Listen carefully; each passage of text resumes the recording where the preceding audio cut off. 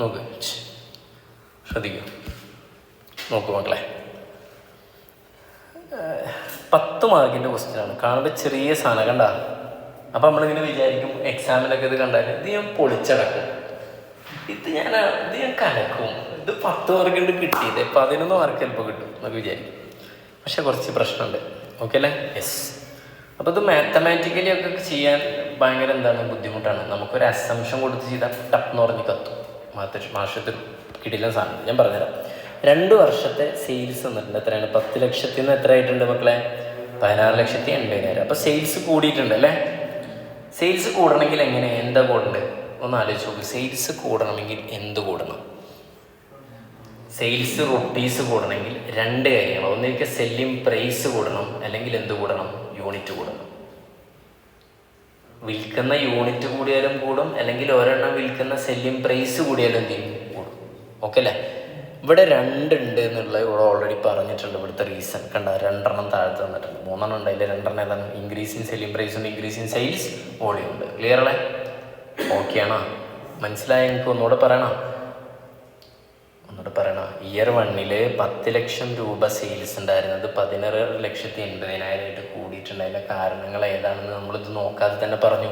Selling price കൂടിയതാവാം, unit കൂടിയതാവാം. അടുത്തേതാണ് മാർജിനൽ കോസ്റ്റ്. വാരിയബിൾ കോസ്റ്റ് അല്ലേ ഉദ്ദേശിച്ചത്? വാരിയബിൾ കോസ്റ്റ് 6 ലക്ഷം ഉള്ളത് 8 ലക്ഷമായിട്ടുണ്ട്, അവൻ കൂടിയിട്ടുണ്ട്. ഓക്കെ അല്ലേ? ആ വാരിയബിൾ കോസ്റ്റ് കൂടാൻ വേണ്ടിയിട്ട് കൂടുക എന്നല്ല ഇപ്പോൾ അതിൽ കാണിച്ചില്ലേ, പക്ഷെ ശരിക്കും വാരിയബിൾ കോസ്റ്റ് എന്താ ചെയ്തിട്ടുള്ളത്? കുറേ ചെയ്തിട്ടുള്ളതെന്നാണ് ഇവിടെ പറയുന്നത്. അങ്ങനെ കുറഞ്ഞാൽ കുറയൂ? യൂണിറ്റ് കൂടുണ്ടല്ലോ, ആ കൂടുന്നുണ്ട്. അതിൽക്കും എന്താണ് കോസ്റ്റ് കുറയുക ചെയ്യുന്നത്, യൂണിറ്റ് എന്താണ് കൂടുക. അതിൻ്റെ നെറ്റ് എമൗണ്ടാണ് 8 വന്നിട്ടുണ്ട്. നിങ്ങൾക്ക് സംശയം തരും? മനസ്സിലായില്ലേ? ഇമാജിൻ ചെയ്യാൻ പറ്റില്ലേ? യൂണിറ്റ് എന്ത് ചെയ്യുന്നുണ്ടോ? കൂടുന്നുണ്ടാവും. പക്ഷേ കോസ്റ്റ് എന്ത് ചെയ്യുന്നുണ്ട്? കുറയുക ചെയ്യുന്നുണ്ട്. എന്നിട്ട് അവരെ ചോദ്യം കേട്ടില്ല. ഈ കോൺട്രിബ്യൂഷൻ 4 8,80,000 അപ്പോൾ എത്ര കൂടിയുള്ള കോൺട്രിബ്യൂഷൻ? 4,80,000 കൂടിയില്ലേ? ഇതിൻ്റെ കാരണങ്ങൾ ഏതാണെന്നാണ് പറഞ്ഞത്? ഈ 3 എണ്ണം. ഏതാണ്? സെല്ലിംഗ് പ്രൈസ് ഇൻക്രീസ് ചെയ്ത്, സെയിൽസ് വോളിയം ഇൻക്രീസ് ചെയ്ത്, പിന്നെ കോസ്റ്റ് എന്ത് ചെയ്ത്? റിഡ്യൂസ് ചെയ്ത്. ഇനി അടിയിൽ എന്താ ചോദിച്ചെന്ന് ചോദിച്ചോക്ക് വായിച്ചു നോക്ക്. During the year the selling price increased by എത്രയാണ്? 20%. അത് തന്നിട്ടുണ്ട്. ആ ഒരു ഹിൻഡ് തന്നിട്ടുണ്ട്. സെല്ലിംഗ് പ്രൈസ് കൂടിയുണ്ട് 20%. സെല്ലിംഗ് പ്രൈസ് എത്രയെന്ന് പറഞ്ഞിട്ടില്ല. ഓക്കെ അല്ലേ? ഇംപ്ലിമെൻ്റ് എടുത്ത കോസ്റ്റ് റിഡക്ഷൻ പ്രോഗ്രാം അവർ അഗ്രസീവ്ലി ഇംപ്ലിമെൻ്റ് ചെയ്തിട്ടുണ്ട്. അപ്പോൾ കോസ്റ്റ് റിഡക്ഷൻ പ്രോഗ്രാം ഇംപ്ലിമെൻ്റ് ചെയ്തുകൊണ്ടാവുമല്ലോ കോസ്റ്റ് എത്ര റിഡ്യൂസ് ചെയ്തിട്ടുള്ളത്. പക്ഷെ ഇതൊന്നും എത്രയാണെന്നൊന്നും എന്ത് ചെയ്തിട്ടില്ല, പറഞ്ഞിട്ടില്ല. ഓക്കെ അല്ലേ? ഇന്ന് നമ്മുടെ അടുത്ത് മെയിനായിട്ട് ക്വസ്റ്റ്യൻ ആവശ്യപ്പെട്ട സാധനം ഞാനിത് പറയുന്നത്. You are required to analyse the increasing contribution due to. Increasing contribution എന്ന് പറഞ്ഞാൽ എത്രടാ? 4,80,000. അതിൻ്റെ കാരണം എന്താണ്? സെല്ലിംഗ് പ്രൈസ് കൂടിയിട്ടുണ്ട്, വോളിയം കൂടിയിട്ടുണ്ട്, റിഡക്ഷൻ. അപ്പോൾ ഇത്ര ചെയ്യേണ്ടുള്ളൂ. 4,80,000 സെല്ലിംഗ് പ്രൈസ് കൂടിയതുകൊണ്ട് എത്ര കൂടി? മേ ബി ഇപ്പോൾ 2 ലക്ഷം ആവും, ഒരു എക്സാമ്പിളാണ്. പിന്നെ ഇൻക്രീസ് യൂണിറ്റ് കൂടിയുണ്ട്, എത്ര കൂടി? 1 ലക്ഷം. അപ്പോൾ 3 ലക്ഷം വന്നില്ലേ? അപ്പോൾ ബാക്കിയുള്ള എത്രയായിരുന്നു? 1,80,000 ഏതുകൊണ്ടാവും? Cost reduction. കോസ്റ്റ് റിഡ്യൂസ് ചെയ്താൽ പ്രോഫിറ്റ് കൂടും, സെല്ലിംഗ് പ്രൈസ് കൂടിയാൽ പ്രോഫിറ്റ് കൂടും. പിന്നെ ഏതാണ്? സെല്ലിംഗ് യൂണിറ്റ് കൂടിയാൽ എന്ത് ചെയ്യും? സെല്ലിംഗ് പ്രൈസ് കൂടും. അപ്പോൾ ഇത് കാണലാണ് നമ്മുടെ പണി. കണ്ട, നമുക്ക് ക്വസ്റ്റ്യൻ കിട്ടില്ല. കറക്റ്റ് അല്ലേ? പെർഫെക്റ്റ് അല്ലേ? ക്വസ്റ്റ്യൻ്റെ സിറ്റുവേഷൻ മനസ്സിലായില്ലേ? ആദ്യം ഇത് മനസ്സിലാക്കുക എന്നുള്ളതാണ്. ഇനി നമുക്ക് മുന്നോട്ട് പോകണമെങ്കിൽ നമുക്കിനി ഒരുമിച്ച് ചെയ്യാമെന്നാണ് എൻ്റെ അഭിപ്രായം. കാരണം ഞാൻ അത് ഓൾറെഡി ഇത് ഡ്രാഫ്റ്റ് വെച്ചിട്ടില്ല. അപ്പോൾ ഒരുമിച്ച് തന്നെ ചെയ്യണം. ഓക്കെ ഓക്കെ ഡീപ്പ് ചെയ്താൽ സ്റ്റെപ്പ് 18.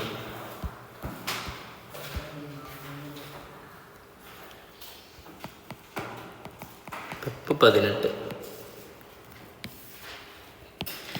ഓക്കെ അല്ലേ? എഴുതാം, എന്നെ ഫോളോ ചെയ്ത് എഴുതിക്കോ. The core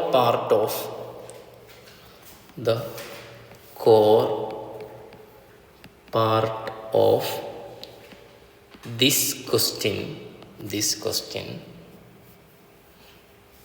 is to identify the reason for increase in contribution.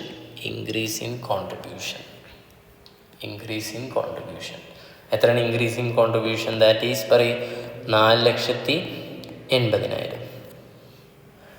ഇടയ്ക്കൊരു സ്മെല്ലുണ്ട്. കൊണ്ട് ഇതിലെന്തെങ്കിലും വെച്ചിട്ടുണ്ടോ? സ്മെല്ലിന് കേട്ടോ, എയർ ഫ്രഷ്നർ എന്തോ ഉള്ള പോലെ. എങ്ങനെയാണ് ഇതായുള്ളത്? 8,80,000 ആയി. എത്രയിൽ നിന്ന്? 4,00,000 അല്ലേ? ക്ലിയർ? എന്നിട്ട് താഴത്തെ എഴുതാം there are, ഇതിൻ്റെ 3 റീസണല്ലുള്ളത്. there are 3 reasons. Number 1, increase in selling price, short ആക്കിയിട്ട് എഴുതാം. Number 2, increase in വോളിയം അല്ലെങ്കിൽ യൂണിറ്റ്. Number 3 ഏതാ? ഡിക്രീസ് ഇൻ ഏതാണ്? കോസ്റ്റ്.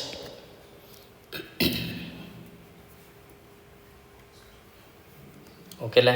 ഇത്രയാണ് സംഭവം. ക്വസ്റ്റ്യൻ എന്താണെന്ന് എഴുതിയിട്ടുള്ളൂ.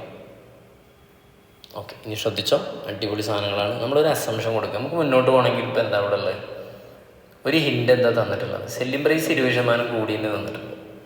ഓക്കെ അല്ലേ? നിലവിലെ സെല്ലിംഗ് പ്രൈസ് അത് അറിയില്ല. അപ്പോൾ നമുക്കൊരു എക്സാമ്പിൾ 20 രൂപ സെല്ലിംഗ് പ്രൈസ് ആയിട്ട് എടുക്കാം. ഓക്കെ അല്ലേ? സ്റ്റെപ്പ് 1 എഴുതാം. Step 1, assume selling price is equal to ₹20 per unit.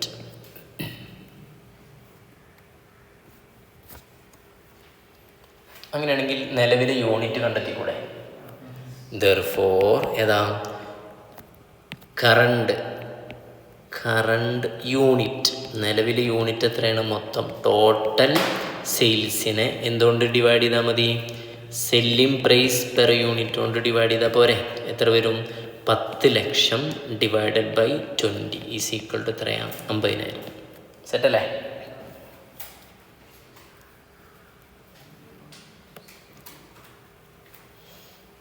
ആർക്കെങ്കിലും ഡൗട്ട് ഉണ്ടോ? അല്ലല്ലോ. ഇനി സെല്ലിംഗ് പ്രൈസ് 30 ആണെങ്കിൽ ഡിവൈഡ് ബൈ എത്ര അടിക്കും? 30 അടിക്കും. ഇപ്പം നമുക്ക് 20 അടുത്തുള്ളത്. ഞാൻ എൻ്റെ മുകളിൽ നമ്മൾ കളി. അപ്പോൾ ഒന്നാമത്തെ സ്റ്റെപ്പ് കഴിഞ്ഞിട്ടാണ്. ഇനി നമുക്ക് ഇതുപോലെ സെല്ലിംഗ് പ്രൈസ് ഇപ്പോൾ കിട്ടിയ സ്ഥിതിക്ക് എന്ത് ചെയ്യാൻ പറ്റും? യൂണിറ്റ് കിട്ടിയ സ്ഥിതിക്ക് നമുക്ക് വാരിയബിൾ കോസ്റ്റ് പെർ യൂണിറ്റ് കാണാൻ പറ്റും. അപ്പോൾ സ്റ്റെപ്പ് ഏതാണ്? Step 2, find out variable cost. Variable cost എങ്ങനെ കാണാം?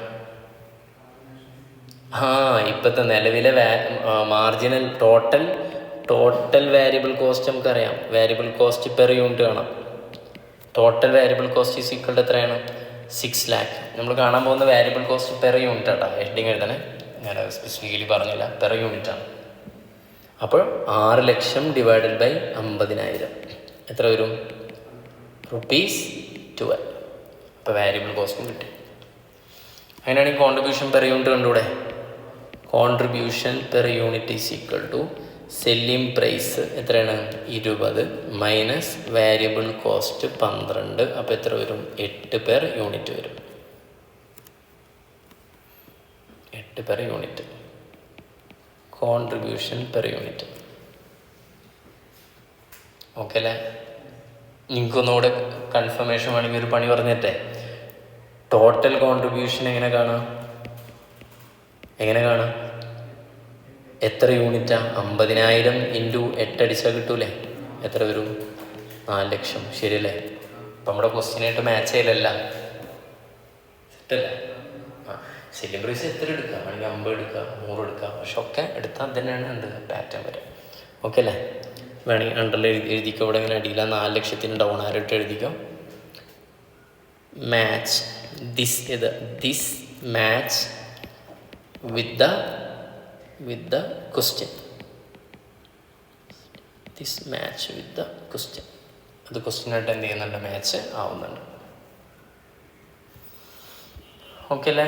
അപ്പോൾ ഫസ്റ്റ് ഇയറിലെ ഫുൾ ഡീറ്റെയിൽസ് ഇപ്പോൾ കിട്ടി നമുക്ക്. ഓക്കെ അല്ലേ? എല്ലാം കിട്ടി. ഇനി നമ്മൾ എന്ത് ചെയ്യാൻ പോവാണ്? അടുത്ത സ്റ്റെപ്പായിട്ട് എന്ത് കാണാം? സെക്കൻഡ് ഇയറിലെ സെല്ലിംഗ് പ്രൈസ് അപ്പോൾ എത്ര ഉണ്ടാവുക? പറ്റില്ലേ? സ്റ്റെപ്പ് 3 കാണും. Step 3 increase in selling price 20%. Step 3 ഓർത്ത് എഴുതാം. Increase in selling price is equal to 20%. So new selling price is equal to എത്രയായിരിക്കും? 20 ഇൻറ്റു 120%. എത്ര വരും? 24. ഓക്കെ, സെറ്റല്ലേ? ഇനി സ്റ്റെപ്പ് ഏതാണ് അടുത്ത്? സ്റ്റെപ്പ് 4. അപ്പം ഇനി ക്വാണ്ടിറ്റി കാണാൻ പറ്റില്ലേ? ഏത്? അടുത്ത കൊല്ലത്തെ ക്വാണ്ടിറ്റി. അപ്പോൾ ഇതാ ക്വാണ്ടിറ്റി ഫൈൻഡ് ഔട്ട്. എഴുതാം, find out new quantity. New quantity അല്ലെങ്കിൽ ക്വാണ്ടിറ്റി ഇൻ ഏതാണ്? Next year.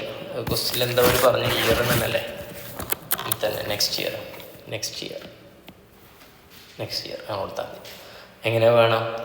നെക്സ്റ്റ് ഇയറിലെ മൊത്തം സെയിൽസ് നമുക്കറിയില്ലേ എത്രയാണ്? 16,80,000 അല്ലേ?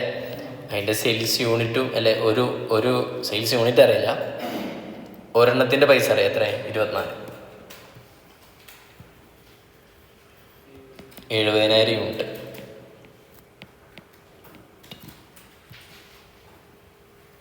ഓക്കെ അല്ലേ? അപ്പോൾ ഇതിൻ്റെ മീനിങ് എന്താണ്?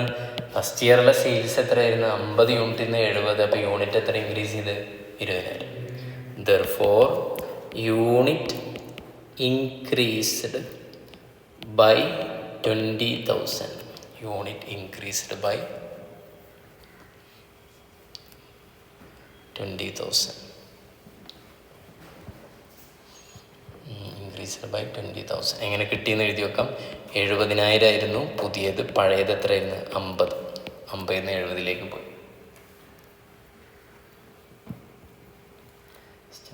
സ്റ്റെപ്പ് 5 വരാം. സ്റ്റെപ്പ് 5. ഓക്കെ അല്ലേ? ന്യൂ എന്ത് കാണാം? നേരത്തെ ഇപ്പോൾ കണ്ട പോലെ തന്നെ ഇതാണ്. സെല്ലിംഗ് പ്രൈസ് ഉണ്ട്, പിന്നെ ഇതാ വാരിയബിൾ കോസ്റ്റ് ഉണ്ട്. അപ്പോൾ ന്യൂ ഏത് കാണാം? വാരിയബിൾ കോസ്റ്റ് പെർ യൂണിറ്റ് കാണാം. New variable cost per unit എങ്ങനെ വരിക? ടോട്ടൽ വാരിയബിൾ കോസ്റ്റ് 8 ലക്ഷം അല്ലേ? ഡിവൈഡഡ് ബൈ എത്രയാണ്? യൂണിറ്റ്. പുതിയ യൂണിറ്റ് എത്രയാണ്? 70,000. അപ്പോൾ എത്ര വരും?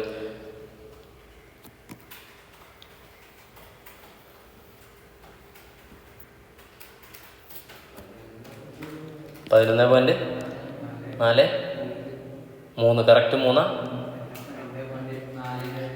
ചിലപ്പോൾ ഇതാ 4.285 അങ്ങനെ എടുക്കട്ടെ, കുഴപ്പമില്ല. അല്ലെങ്കിൽ നമ്മൾ സാക്രിഫൈസ് ചെയ്താൽ മതി. ഇവിടെ 3 എടുത്താൽ മതി. പിന്നെ ലാസ്റ്റ് എത്തുമ്പോൾ നമുക്ക് മനസ്സിലാവും ചെറിയ വ്യത്യാസം ഉണ്ട്. അപ്പോൾ അതിനനുസരിച്ച് റൗണ്ട് ചെയ്താൽ സെറ്റല്ലേ? ഓക്കെ, ഇനി നമുക്ക് എന്താ ഇപ്പം നമുക്ക് എന്തൊക്കെ കിട്ടിയപ്പോൾ? സെല്ലിംഗ് പ്രൈസ് കൂടിയ മനസ്സിലായി. എത്ര കൂടി? 20 എത്രയായി? 24. എത്ര രൂപ കൂടി? 4 രൂപ. യൂണിറ്റ് എത്ര ഉള്ളത്? 20,000 കൂടിയ മനസ്സിലായി. ഇനി കോസ്റ്റ് എന്തുണ്ടായിരുന്നു മനസ്സിലായി. മുന്നത്തെ കോസ്റ്റ് എത്രയായിരുന്നു? 12 ആയിരുന്നു. ഇപ്പോൾ കോസ്റ്റ് എത്രയായി? കുറഞ്ഞില്ലേ? ശരിയല്ലേ? 11.43 ഓക്കെ. അപ്പോൾ therefore അപ്പോൾ സ്റ്റെപ്പ് ഏതടുത്ത്? 6 ആയിട്ട് എഴുതാം. കോസ്റ്റ് റിഡക്ഷൻ എത്രയാണ്? ഫ്രം എവിടുന്ന? 12 to 11.43. 12 നിന്ന് 11.43. എത്ര വന്ന്? കുറഞ്ഞ് 0.57 പെർ യൂണിറ്റ് കുറഞ്ഞു. 0.57 പെർ യൂണിറ്റ് കുറഞ്ഞു.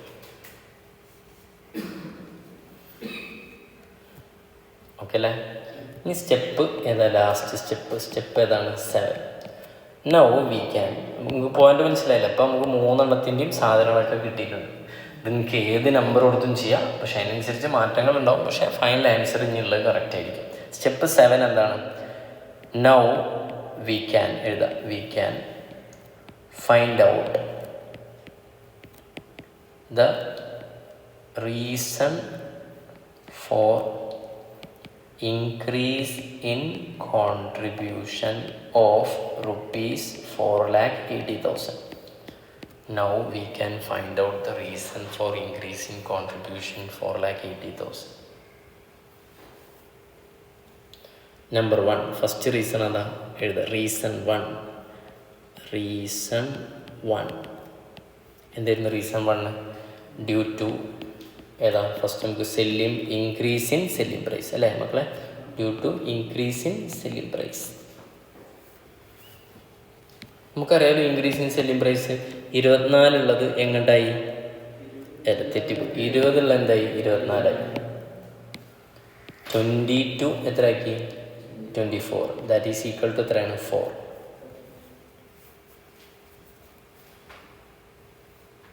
ഓക്കെ അല്ലേ? എത്രയാണ് യൂണിറ്റ് സെക്കൻഡ് ഇയറിൽ വിറ്റത്? 70,000 അല്ലേ? ഓക്കെ, അപ്പോൾ therefore contribution increased is equal to 70,000 into 4. 70,000 into 4 എത്ര വരും? 2,80,000. അപ്പോൾ അതാ 4,80,000 ഏത് കാരണം? സെല്ലിംഗ് പ്രൈസ് കൂടിയോണ്ട് എത്ര കോൺട്രിബ്യൂഷൻ കൂടിയിട്ടുണ്ട്? 2,80,000 കൂടിയിട്ടുണ്ട്. അടുത്ത റീസൺ ഏതാ? 2. ഡ്യൂ ടു ഏതാ? ഇൻക്രീസ് ഇൻ ഏതാണ്? വോളിയം. വോളിയം എന്ന് പറഞ്ഞാൽ യൂണിറ്റ് കൂടിയോണ്ട് എത്ര കൂടിയിട്ടുണ്ട്?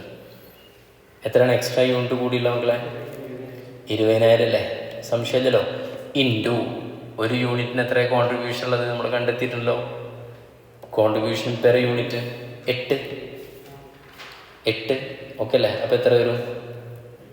1,60,000. അപ്പം നിങ്ങൾ ഇങ്ങനെ ചോദിക്കുമോ? എക്സ്ക്യൂസ് മീ, ഇങ്ങനെ ചോദിക്കരുത് കേട്ടോ. നമ്മൾ പണ്ട് സ്റ്റാൻഡേർഡ് കോസ്റ്റ് ചെയ്യുമ്പോൾ നമ്മൾ എന്തിൻ്റെ വ്യത്യാസം കാണുന്ന അത് മാത്രമേ എടുക്കാൻ പാടുള്ളൂ, മറ്റേ എടുക്കരുത്. മനസ്സിലായോ? ഇവിടെ 50,000 എടുത്ത് ചെയ്യരുത്, അപ്പോൾ കിട്ടൂല. ഫസ്റ്റ് കേസിൽ നമ്മൾ എന്താ ചെയ്യുന്നത്? സെല്ലിംഗ് പ്രൈസിൻ്റെ മാറ്റം കാണുന്നത്. Change in selling price into ഏതാണ്? ആക്ച്വൽ ഏതാണ്? ക്വാണ്ടിറ്റിയാണ്. മനസ്സിലായോ? ഇവിടെ നമ്മളെടുത്ത യൂണിറ്റ് ഏതാണ്? ഇതേതാണ്? 8 അടുത്ത്. അപ്പോൾ ഓൾഡ് കോൺട്രിബ്യൂഷൻ അടുത്ത്. മനസ്സിലായില്ല? അപ്പോൾ എത്ര? 1,60,000. നിങ്ങൾ മനസ്സിലായി? എനിക്ക് 8 രൂപയാണ് ഫസ്റ്റ് ഇയറിൽ എന്ത് കോൺട്രിബ്യൂഷൻ പെർ യൂണിറ്റ്. അതവിടെ നിൽക്കട്ടെ, അത് മാറുന്നില്ല എന്ന് വിചാരിക്കുക. യൂണിറ്റ് എത്ര മാറി? 50 70. അപ്പോൾ എത്ര കൂടി? 20,000. 20,000 അപ്പോൾ എത്ര രൂപയുടെ കോൺട്രിബ്യൂഷൻ കൂടി? 1,60,000 കൂടി. ഓക്കെ അല്ലേ? നിങ്ങൾ ആലോചിച്ച് നോക്ക്. 480 നിന്ന് ഇത് പോട്ടെ, 2,80,000 160 പോട്ടെ 40,000 ഏത് കാരണം കൊണ്ടാണ്? Due to. അപ്പോൾ റീസൺ ഏതാ? 3. ഡ്യൂ ടു റിഡക്ഷൻ ഇൻ ഏതാണ്? കോസ്റ്റ്.